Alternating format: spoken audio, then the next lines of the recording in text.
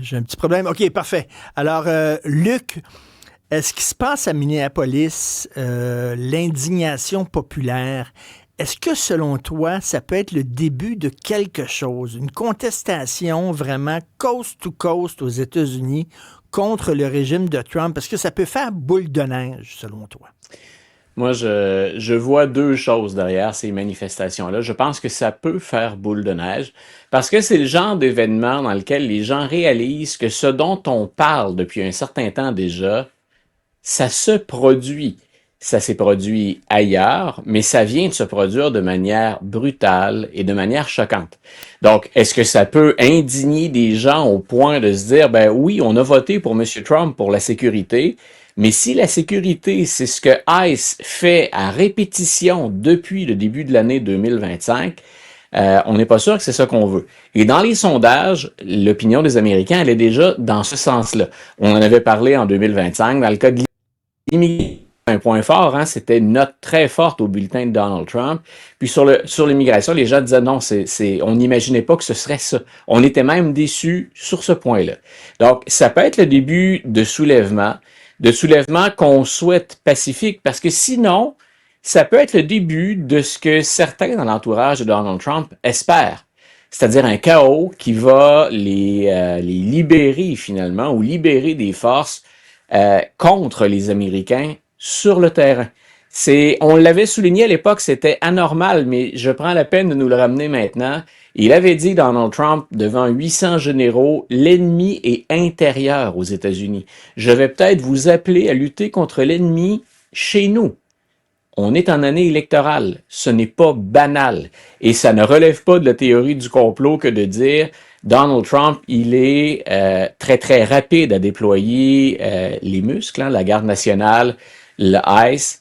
Est-ce que ça se pourrait qu'il y ait suffisamment de soulèvements de ce genre-là pour dire en pleine année électorale, moi je vais déployer finalement des troupes fédérales ou des services, des agents fédéraux?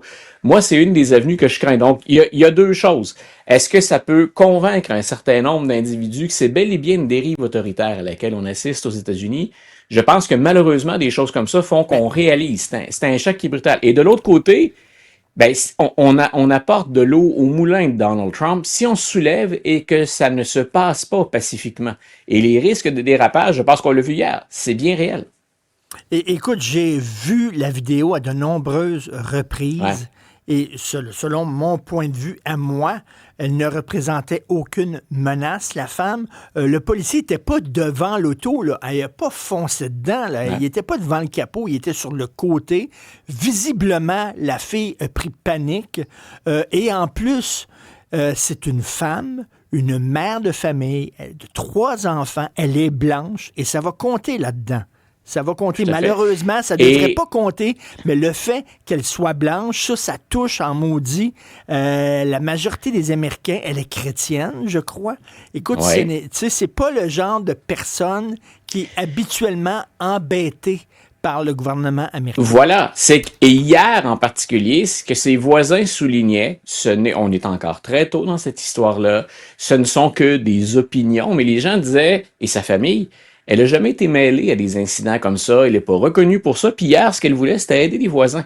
Donc, elle était là pour voir dans le voisinage si les choses allaient bien. Donc, il n'y a rien dans ses antécédents qui montre qu'elle ait pu vouloir s'en prendre à des agents tels que, je dis ça parce que faut se rappeler du message de Kristi Noem à la sécurité intérieure, puis du message du président Trump. On parle, là, c'est l'étiquette puis les mots, c'est pas vide de sens. Là. On a parlé d'une terroriste hier. Allez lire sur cette femme-là, puis vous pouvez dire, ouais, mais pourquoi a-t-elle fui? On le sait pas, puis on le saura probablement jamais. Mais est-ce que c'est l'image que vous vous faites d'une terroriste qui est prête à enlever la vie à des agents fédéraux ou à un agent fédéral? Donc, il y a ça qui compte pour beaucoup. Donc, oui, cette femme-là, en passant, n'était pas arrêtée en lien avec les opérations de Ben ICE. oui. Ça aussi, hein. Là, maintenant, on en apprend un peu plus. Son véhicule était dans la voie, puis visiblement, il faisait une interférence avec son véhicule. Mais je n'ai entendu, je suis allé sur consulter des cercles d'agents de formation pour les services policiers. Je l'ai fait au Québec, j'ai vérifié avec des amis aux États-Unis. Je me disais, Est-ce que les policiers n'ont pas habituellement dans leur formation, puis ce genre de formation-là là, pour des agents fédéraux, l'idée d'abord, c'est s'il y a une voiture qui fonce, tu te tasses de là. C'est ce qu'aurait dû faire le policier. Puis ensuite, entre elle désobéit à un ordre ou à une demande d'un agent fédéral et on l'abat à bout portant, il y a une marge, là. Il y a beaucoup Ben d'actions oui, qu'on peut prendre. Puis habituellement, on favorise la. On veut pas qu'il y ait d'escalade. On pouvait faire un barrage routier plus loin. ben On oui, pouvait ben tout oui. simplement l'intercepter plus loin. Donc, je te disais hier, c'est là où il y a une portée politique qui est énorme. De la présenter tout de suite, alors que ça vient de se produire. Donc, de la présenter tout de suite comme une terroriste, ça montrait d'abord un choix des mots important parce que c'est peut-être ce qu'on va faire valoir si jamais on parvient à poursuivre l'agent ou à tout le moins à parler à cet agent-là fédéral qui a ouvert le feu. Mais c'est une façon de se protéger ou de jouer un angle légal et de donner à cet incident-là une portée que ça n'avait pas à partir des informations qu'on a.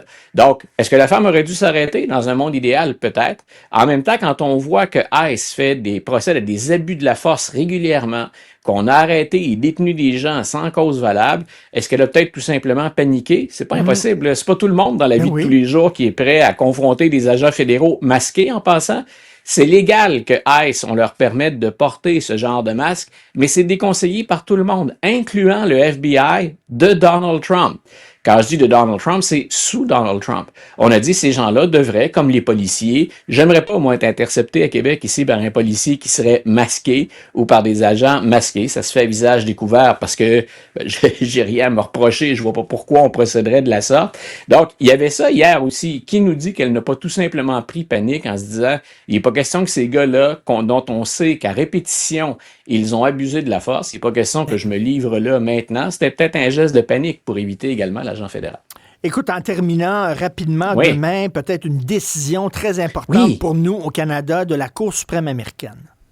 Voilà, pour les Américains, pour nous, puis pour une partie de la planète, on attend pour demain la décision de la Cour suprême dans le dossier des tarifs imposés mur à tout le monde par Donald Trump. Moi, je t'ai déjà mentionné, puis jusqu'à maintenant, ben écoute, on joue by the book, on joue le livre, la Constitution. Le pouvoir d'imposer des tarifs, ça revient normalement au Congrès. Donc, c'est là que ça va se décider. Mais il y a des exceptions. Est-ce que des tarifs mur à mur sur la planète c'était tous ces tarifs-là des exceptions selon la Constitution puis la définition des responsabilités de chaque pouvoir. Moi, j'attends ça demain avec beaucoup d'intérêt parce que je t'ai déjà dit, Trump, éventuellement, il ne sera plus là. On aura un autre président, une autre présidente. On est en train peut-être de réécrire le livre de jeu. Qui a le droit finalement d'imposer des tarifs et est-ce qu'on peut le faire de la façon dont Donald Trump le fait?